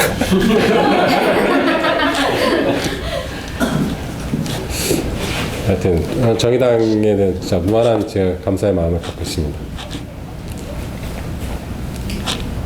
근데 그 어제 뭐 무슨 어디를 가서 제가 뭐 그 도시계 관련해서 네. LH 공사 네. 이런 데 다 공사들이 보면은 그 적자가 사실은 그 노동자들이 잘못해서가 아니라 사실은 정부가 다 이 책임을 이렇게 자기 빚을 다 공기업한테 전가하는 방식. 그렇죠. 뭐 수도도 네. 그렇고 LH 같은 경우도 보니까 적자가 많이 나는데 특히 뭐 참여정부 때 이렇게 그런 얘기도 하더라고요. 참여정부 때 그 분산한다고 그러면서 그 땅 만들어 놓는 거 있잖아요. 그 땅 만들어 놓은 걸 전부 다 이렇게 싸게 다 매각을 함으로 해서 그 전에는 어느 정도 이렇게 그 자기가 이득 구조가 있었는데 이득 구조가 계속 다 하면서 LH 같은 경우도 굉장히 어려워지고 다 공기업들이 어떻든 간에 그러니까 국가의 어떤 그 정부, 정확하게 얘기하면 각 정부, 역대 정부에 의해서 그 책임이 공기업으로 전환이 되는데, 그러니까 실제로는 지금도 오늘 강의를 좀 들으면서 느낀 건 사실 저도 잘 몰랐더라고요. 그걸 어떻게 책임이 전가되는지도. 근데 이런 것들을 참 정당이고 정치 세력이니까 이 것들이 참 저는 고민이긴 해요. 그러니까 그런 부분들 자체를 드러내야 되는데. 그러니까 이 정당에서도 이제 되게 중요한 역할을 해야 되는 지점이 저는 뭐라고 보면요. 그러니까 제가 아까 크게 뭐 몇 조 원을 이렇게 전가하고 이런 것도 있지만 현재 진행형으로 진행되는 비율도 있어요. 제가 이제 철도만 국한해서 보면 저는 다른 파트는 잘 모르니까 예를 들면 경의선이 전철화되잖아요. 그러면 경의선 전철의 역사들을 지어요. 역사를 지는데 자 몇십억을 들여가지고 초화로 지어요. 특히 이제 여기 곡산역 같은데 가면 거의 열병합반천소 있고 주변에 아파트 개발 계획도 없고요. 그냥 이용 계획도 별로 없어요. 근데 여기를 이제 그 대리석 건물로 웅장하게 짓거든요. 일본이나 유럽도 마찬가지고요. 역을 정말 필요해서 크게 짓는 역도 있지만 역의 기능만 소화할 수 있게 아주 작고 아담한 예쁜 역도 많아요. 동경 시내에도 그런 역들이 있는데 한국에서는 이 시설공단이 건설을 맡는데 여기 이 건설 계획이 생겨나면 토거 마피아들은 너무 행복한 거예요. 그냥 웅장하게 짓고 건설비만 챙겨 가면 돼요. 그러면 그 건설비는 다 어디에 전가되냐? 시설공단과 코레일 철도공사한테 바로 전가되는 거죠. 고스란히 적자로 쌓이는 거예요. 근데 지금 여기 이 경원선, 그 의정부 이쪽 가는 선도 그렇고 경의선도 그렇고 동해남부선도 마찬가지예요. 역을 엄청나게 화려하게 짓는 거죠. 근데 그 비용들에 대해서 정확하게 운영자 입장에서 그게 역사가 설계되고 고려됐냐, 이게 아니지. 이게 상하분리의 아주 큰 또 잘못된 행태죠. 운영자 입장에서 시설을 만들고 운영자가 정말 유효하게 사용할 수 있게끔 해야 되는데 이게 분리되다 보니까 거기에 운영자의 입장은 반영되지 않고 건설회사와 시설공단의 이 커넥션과 이 내부 비리 이런 것들이 딱 결합하게 되면 당장 예산이 팍팍 뛰는 거죠. 그래서 경의선 전철화 공사를 하면서 그 역사들을 만들려고 보면 이 사람들이 과연 외국의 사례나 이런 것들을 정말 조사하고 역에 제대로 된 기능을 고민하고 해서 만들었는 건지 아니면 과도하게 막 그냥 건설비를 확보하기 위해서 크게 진 건지 이런 것들은 정말 안타깝죠. 그러니까 이런 비율들이 공기업을 계속 이 부채 구조를 더 심화시키는 과정으로 되는데 이런 것들에 대해서도 결국 감시할 수 있는 건 그러니까 국민의 대표의원이 국회의원들의 역할이 크거든요. 근데 국정감사 때 그냥 한번 호통치고 마는 거예요.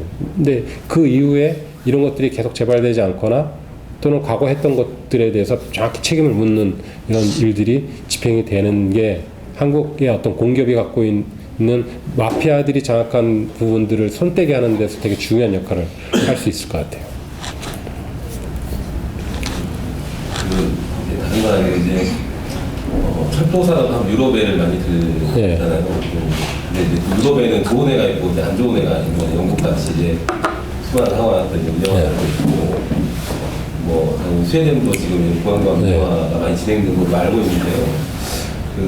우리가 딱 시스템적으로 유럽 국가들이나 세계 국가들 중에 한국 철도 시스템 좀 참고해야 되는 게 어떤 게 있을지. 저는 그러니까 정부는 주로 이제 뭐 선진국, 그러니까 철도 선진국이라고 하면 독일, 프랑스, 일본이에요. 고속철도를 다 이렇게 했고, 근데 유럽 사람들이 철도 산업 중에 가장 완벽한 나라는 스위스라고 꼽고 있고요. 그리고 저는 이제 특별히 어떤 나라의 상황을 참조하기보다 각 나라의 상황을 참조를 해야 된다고 생각해요. 왜냐하면 영국도 되게 중요한 참조 대상 실패한 사례로요. 그리고 일본은 민영화 성공했다 그러지만 그 이면은 그렇지 않거든요. 그래서 그 이면적인 측면에서 일본도 되게 중요한 사례가 되고요. 또 프랑스 같은 경우는 상하 분리했다가 이번에 통합을 하기로 해서 결정을 하고 집행이 됐는데 그런 사례들. 그래서 각각의 이제 어떤 한 나라의 철도가 외국과 그냥 단순 비교하는 게 아니라 그 나라가 갖고 있는 고유한 문화, 과거의 역사 이런 것들과 다 연관이 있거든요. 그러니까 이 선로폭조차도 나라마다 좀 다른 게 있는데 그런 다를 수밖에 없는 여러 가지 과정들이 또 있기 때문에 그런 것 각각의 사례들을 이렇게 모아서 그 중에서 한국 사회가 좀 멀리해야 될 사례나 받아들여야 할 사례 이런 것들을 종합하는 게 되게 중요한 지점이라고 봐요. 가까이 할 사례 몇 가지. 뭐 프랑스의 상하 통합 사례라든지요. 그리고 독일의 철도 요금 구조라든지 프랑스에 있는 분들은 독일로 여행할 때 독일로 전화해서 독일에서 표를 끊게 하더라고요. 왜냐하면 프랑스에서 독일로 가는 열차를 탈 때 프랑스에서는 7세 미만 아동은 이제 소아나 유아요금을 받는데 독일에서 끊으면 무료라 그러더라고요. 그러니까 근데 고속철도 요금이 꽤 되거든요. 한두 명, 근데 이건 목수정 선생님한테 들은 건데, 그래서 독일 갈 때는 그쪽 친구한테 우리 가족표 좀 끊어줘 하면 이제 가족표를 끊어주면 이제 그 표를 갖고 프랑스 그러니까 우편으로 배달되면 그 표를 갖고 가는데 그게 훨씬 싼 거죠. 뭐 몇십만 원 절약되니까. 그러니까 근데 그런 그 어떤 요금 구조라든지 이런 측면에서 그 뭐 독일, 일본도 되게 재미난 사례이고요. 뭐 그렇습니다. 뉴스를 보니까 서울 메트로도 사업을 한다고 하던데 네. 코레일이랑 노조랑 얘기를 해서 좀 도우려고 하는 건지 아니면 그냥 아시나 해서.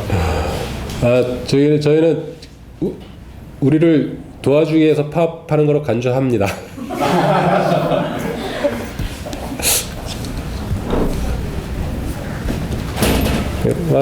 이면적인 얘기는 다 드릴 수 있겠지만 그냥 다음 기회에. 네, 오늘 짧지 않은 시간에 저희 진보정의연구소에서 마련한 제자와의 대화 많은 말씀해 주신 박윤선 선생님 다시 한번 큰 박수.